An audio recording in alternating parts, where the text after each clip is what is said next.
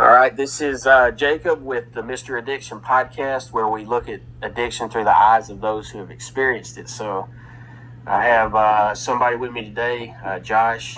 He's my friend from Minnesota, and we'll just roll straight into it. Josh, what would you say your experience with addiction has been? It's been very isolating, throughout many years. I'm just always isolated and, used. And then I would use to study at first to kind of justify it. And then, but I would be alone. And then I would just use to cope with stress, but I would just try and cope with it alone.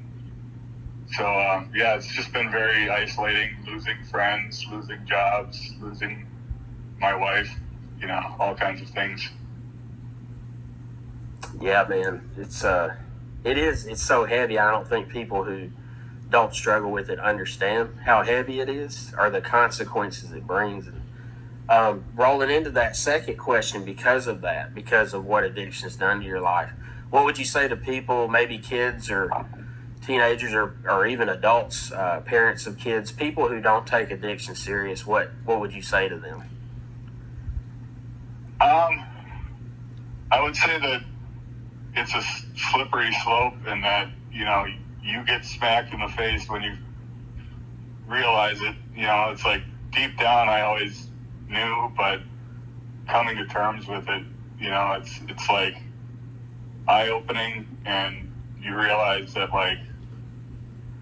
you got to accept that this can happen to people, especially if it happened to you, and kind of accept that, there is a moral part of it. There's a lot of bad things that I did that are really terrible, but, I'm still a good person on the inside.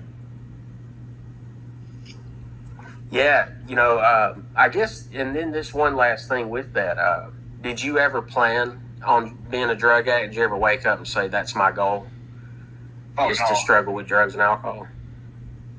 No, my goal was something like a performance-enhancing drug, maybe, but, yeah. But, yeah, there was no goal, involved.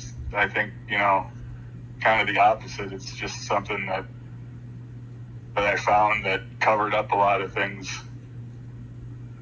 Yeah. Well, man, thank you for sharing your experience. We're doing a whole series on these, and man, I think everything helps, man, and your story helps. And I know you've encouraged me a lot, and just watching you. And so, man, we're just keep praying for you moving forward.